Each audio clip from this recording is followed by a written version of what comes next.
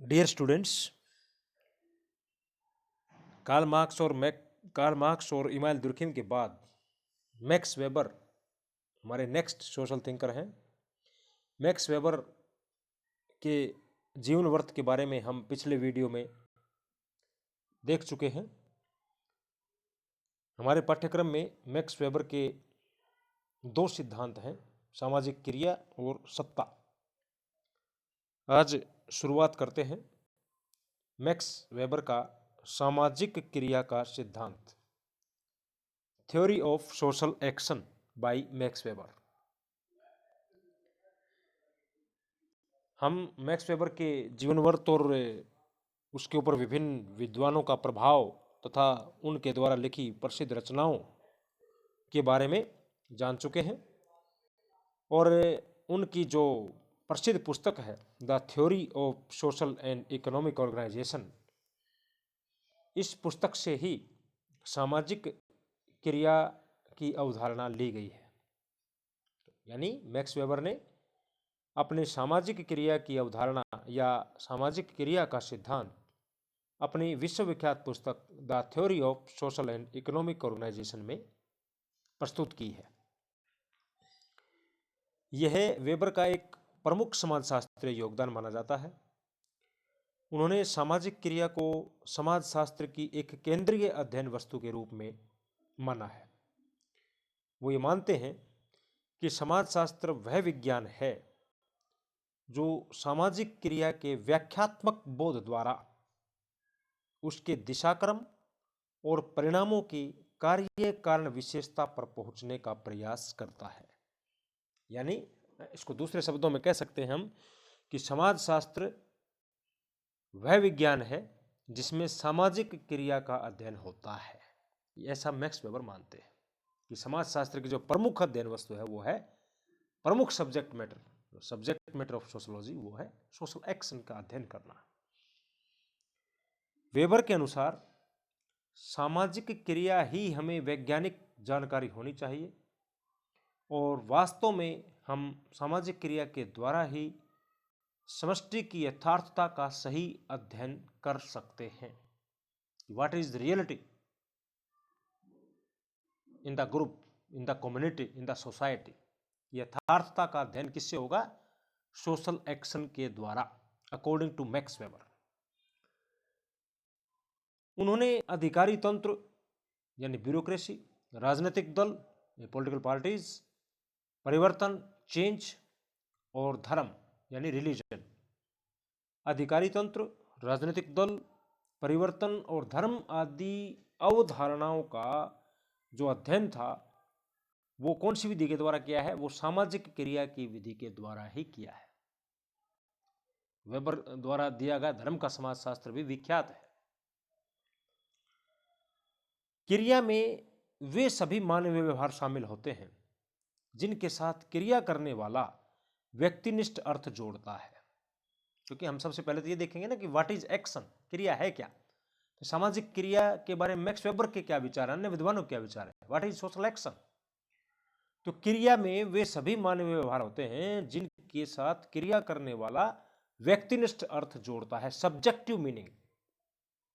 दूसरे के द्वारा प्रभावित क्रिया ही सामाजिक क्रिया है। आसान भाषा में, दूसरे के द्वारा प्रभावित क्रिया ही सामाजिक क्रिया है। अर्थात हम सामाजिक क्रिया किसी भी मानव अभिवृत्ति या गतिविधि को कहेंगे जिसके साथ कर्ता अपना व्यक्तिनिष्ठ अर्थ निहित करता है। कर्ता मतलब कार्य का करने वाला, जो कर्ता है यानी क्रिया को करने वाला दूसरे व्यक्ति के साथ व्यक्तिनिष्ठ अर्थ जोड़ता है, अपना एक सब्जेक्टिव मीनिंग जोड़ता है, अपने आप को अटैच करता है, तो ही हम उस गतिविधि को क्रिया कहेंगे। अन्यथा और दूसरी जो गतिविधि है वो क्रिया के अंतर्गत सम्मिलित नहीं होगी मैक्स वेबर के अनुसार। निर्वचनात्मक बोध एक प्रकार से सामाजिक क्रिया का सार तत्व है। इसमें बताया ना कि व्यक्तिनिष्ठ अर्थ जोड़ना और कार्य का करने वाला निर्वचनात्मक बोध करने का प्रयत्न करता है, दूसरे से प्रभावित होता है, प्रभावित करता है।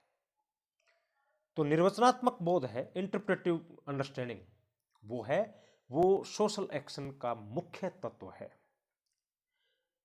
अपने आप में गतिविधि कुछ भी नहीं है, अकेली एक्टिविटीज कुछ नहीं है, अगर उसके साथ निर्वचनात्मक बोध ना हो, इंटरप्रेटिव अंडरस्टैंडिंग जुड़ी हुई ना हो, व्यक्तिनिष्ठ अर्थ जुड़ा हुआ ना हो, तो गतिविधि अपने आप में क्रिया नहीं मानी जाएगी। निर्वचन से हम अपनी समझ विकसित करते हैं, अपनी अंडरस्टैंडिंग डेवलप करते हैं। सामाजिक क्रिया में वेबर उन सभी मानवीय व्यवहारों को शामिल करते हैं, ऑल ह्यूमन बिहेवियर्स, सभी मानवीय व्यवहारों को शामिल करते हैं जिनमें क्रिया करने वाला व्यक्ति अपनी क्रिया के साथ व्यक्तिगत अर्थ जोड़ता है। अर्थ न निकलने पर वह सामाजिक क्रिया की परिधि में नहीं आएगा। आप उद्देश्यपूर्ण अर्थ से तात्पर्य मानते हैं या अभिप्राय यह होता है कि जो अर्थ स्वयं कर्ता अपनी क्रिया के विषय में लगाता है और साथ ही दूसरों को भी उसी प्रकार की क्रिया के उद्देश्यों की पूर्ति के लिए प्रेरित करता है, तो यह एक प्रकार से उद्देश्यपूर्ण अर्थ हुआ। तो इस तरह से सामाजिक क्रिया हमें समझ आई होगी कि समाज हर प्रकार की जो गतिविधि है उसको हम सामाजिक क्रिया के अंतर्गत सम्मिलित नहीं कर सकते। केवल ऐसी ही गतिविधियां या केवल मानव के द्वारा किए जाने वाले हर व्यवहार को भी हम सामाजिक क्रिया नहीं मानते। मानव के द्वारा की जाने वाली हर गतिविधि को भी हम सामाजिक क्रिया के अंतर्गत सम्मिलित नहीं करते। अकॉर्डिंग टू मैक्स वेबर, उसमें केवल उन गतिविधियों को सम्मिलित करते हैं अथवा उन मानवीय व्यवहारों को सम्मिलित किया जाता है जिन का व्यक्तिनिष्ठ अर्थ लगाया जाता है, जिनसे निर्वचनात्मक बोध विकसित होता है, हमारी समझ विकसित होती है। केवल वही गतिविधियां और केवल वही व्यवहार ही क्रिया माने जाएंगे। अब है सामाजिक क्रिया की विशेषता, main characteristics of social action. Max weber 4-5 विशेषताएं बताते हैं प्रमुख। नंबर 1, दूसरे के प्रति उन्मुख, ओरिएंटेड टुवर्ड्स अदर्स। सामाजिक क्रिया जो है दूसरों के संभावित भूतकाल, वर्तमान काल और भविष्य काल के व्यवहारों की ओर उन्मुख होती है। सामाजिक क्रिया परिचित या अपरिचित के साथ भी हो सकती है। जैसे एक व्यक्ति ने दूसरे पर हमला किया है तो उसका हम निर्वचनात्मक बोध इस प्रकार विकसित करेंगे कि ये जो हमला है वो भूतकाल में उसके साथ अगर घटना घटित हुई उसका बदला लेने के लिए किया गया हो सकता है वर्तमान काल के अंदर अपनी आत्मरक्षा के अंदर किया गया हो, या भविष्य में अपने आप को सुरक्षित रखने के लिए ही अगले को पहले से डरा दिया गया हो। तो इस तरह से इसका एक निर्वचनात्मक बोध विकसित करनी है कि परिचित और अपरिचित के साथ भी क्रिया हो सकती है। एक व्यक्ति का दूसरे व्यक्ति के ऊपर जो हमला किया गया, आक्रमण किया गया है, उसके ये अर्थ निकलते हैं। प्रत्येक क्रिया सामाजिक क्रिया नहीं है। Every action is not social action, every action is not social action. Weber के अनुसार प्रत्येक प्रकार की क्रिया, यहां तक कि बाह्य क्रिया भी वर्तमान चर्चा के अर्थ में सामाजिक नहीं है। व्यक्तिनिष्ठ दृष्टिकोण ही सामाजिक क्रिया की रचना करता है। उदाहरण के लिए धार्मिक व्यवहार सामाजिक क्रिया नहीं है। हम मंदिर में जाते हैं, पूजा पाठ करते हैं, सब काम करते हैं, ये सामाजिक क्रिया की परिधि में नहीं आएगा। धार्मिक व्यवहार भविष्य में लोगों की आवश्यकता को ध्यान में रख करके उत्पादन करना सामाजिक क्रिया है। क्योंकि धार्मिक का उदाहरण दिया वेबर ने, तो धार्मिक क्रिया सामाजिक क्रिया नहीं है, बल्कि किसी पुरोहित के द्वारा अनुष्ठान करवाना सामाजिक क्रिया माना जाएगा, क्योंकि उससे कर्ता व्यक्तिनिष्ठ अर्थ जोड़ता है यजमान के साथ, है ना, व्यक्तिनिष्ठ अर्थ जोड़ा जाता है। प्रत्येक प्रकार का मानवीय संपर्क भी सामाजिक क्रिया नहीं है। Every type of human contact is not social action, ये तीसरी विशेषता है। प्रत्येक मानवीय संपर्क सामाजिक लक्षण वाला नहीं होता है। वह उसी सीमा तक सामाजिक कहलाएगा जहां तक कर्ता का व्यवहार अर्थपूर्ण तरीके से दूसरों के व्यवहार के प्रति उन्मुख होता हो। जैसे दो साइकिल सवारों का उदाहरण मैक्स वेबर ने दिया है। इसमें दो साइकिल सवार आपस में टकरा जाते हैं, एक इधर से आ रहा है दूसरा उधर से आ रहा है, तो टकरा जाते हैं। टकरा करके दोनों अपने अपनी साइकिलें उठा करके चल जाते हैं उदासीन भाव से, तो वो सामाजिक क्रिया के अंतर्गत नहीं माना जाएगा। लेकिन अगर वो दो साइकिल सवार टकरा जाते हैं और उठ करके झगड़ा करते हैं या गाली गलौज करते हैं या मारपीट करते हैं, यानी कि एक दूसरे को प्रभावित करने की कोशिश करते हैं या निर्वचनात्मक बोध लगाने की कोशिश करते हैं, तो वो सामाजिक क्रिया के अंतर्गत आएगा। सामाजिक क्रिया समरूप नहीं होती है। Social action is not identical. सामाजिक क्रिया न तो अनेक व्यक्तियों द्वारा की जाने वाली क्रिया को कहेंगे और न ही उस क्रिया को कहेंगे जो केवल दूसरे व्यक्तियों के द्वारा प्रभावित है। जैसे लोग वर्षा से प्रभावित होकर छाता खोलते हैं, एक दूसरे से प्रभावित होकर के नहीं खोलते। अतः बारिश के अंदर लोग छाता खोल के निकलते हैं या धूप में छाता खोल करके निकलते हैं, विशेष रूप से महिलाएं, तो वो सामाजिक क्रिया के अंतर्गत नहीं आएगा। अनुकरणात्मक क्रिया सामाजिक क्रिया नहीं होती है, ये इसकी 5वीं और आखिरी विशेषता है। Imitative action is not social action.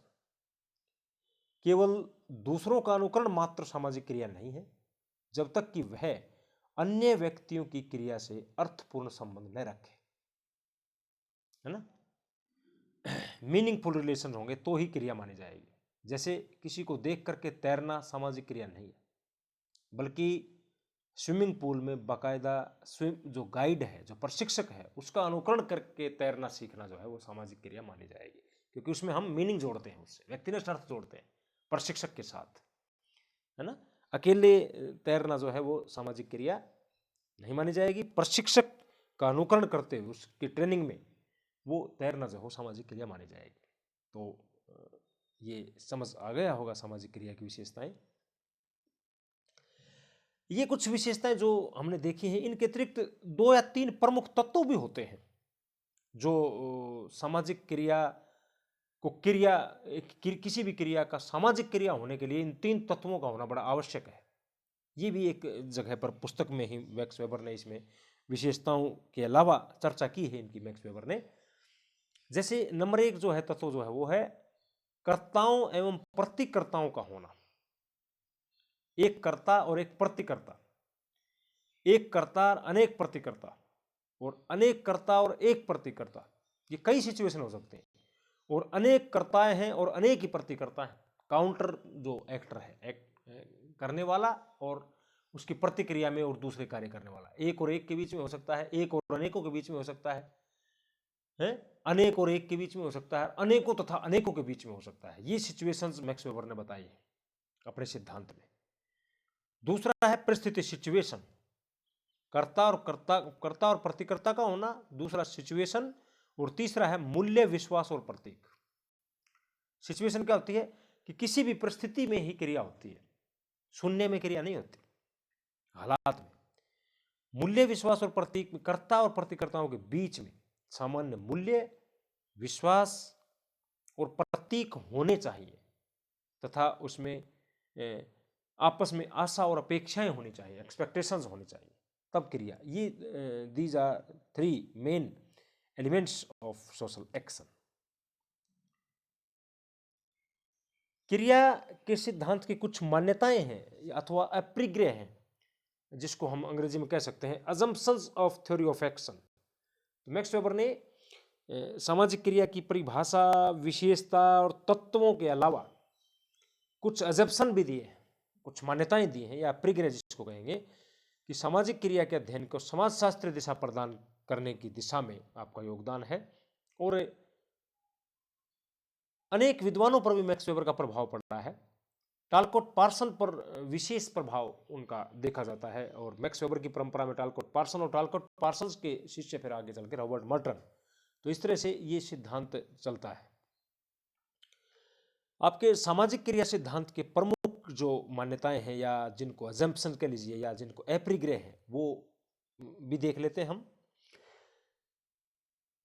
Number 1 लक्ष्य अभिमुखन, नंबर 2 साधनों का चयन। इनका आगे चल करके देखेंगे, इनके आधार पर ही क्रियाएं बनेंगी, जो कि आपको नेक्स्ट वीडियो में बताया जाएगा। पहला जो अपरिग्रह या मान्यता जो है लक्ष्य अभिमुखन, यानी कि गोल ओरिएंटेशन, गोल, किसी को लक्ष्य को ध्यान में रखकर क्रिया होती है। साधनों का चयन, कोई भी क्रिया करने से पहले मैक्स वेबर के अनुसार साधनों का चयन भी आवश्यक होता है, बिना साधनों के कोई क्रिया होती नहीं है। तीसरा लक्ष्यों में परस्पर संबंध, जो हम लक्ष्य तय करते हैं सामाजिक क्रिया करते वक्त, उनमें आपस में संबंध होता है। नंबर 4 है कर्ता की परिस्थिति, किसी सिचुएशन में ही कार्य किया जाता है। ये एक्टर की जो है कर्ता की परिस्थिति, सिचुएशन। कर्ता के अपरिग्रह, कर्ता कार्य के करने वाले की कुछ मान्यताएं होती हैं, एजम्पशंस होती हैं। कर्ता का परिस्थिति संबंधी ज्ञान, उसकी अर्ली नॉलेज होना बड़ा जरूरी है कर्ता को। कर्ता की भावनाएं, कार्य के करने वाले की भावनाएं, और मानक एवं मूल्यों का महत्व है। जो कुछ ऐसे मानक होते हैं जो नियामक होते हैं, और मूल्य यानी कि वैल्यूज़, ये इनका भी एक तरह से सामाजिक क्रिया में महत्व होता है। तो ये कुछ 8-9 ऐसी मान्यताएं अथवा अपरिग्रह बताए हैं मैक्स वेबर के अनुसार, जिसमें सामाजिक क्रिया में इन चीज़ों का होना बड़ा ज़रूरी है। ये चीज़ें सामाजिक क्रिया के सिद्धांत में होती हैं, या कोई भी कर्ता जब सामाजिक क्रिया करता है तो ये चीज़ें उसके ध्यान में होती हैं, या ये अवश्य रूप से सम्मिलित होती हैं, ऐसा मैक्स वेबर का मानना है। ये अजम्पशंस हैं, मान्यताएं हैं। नेक्स्ट पार्ट है वो अलग, नेक्स्ट वीडियोज़ में इसका अगला पार्ट जो है देखेंगे, सामाजिक क्रिया के प्रकार। Thank you.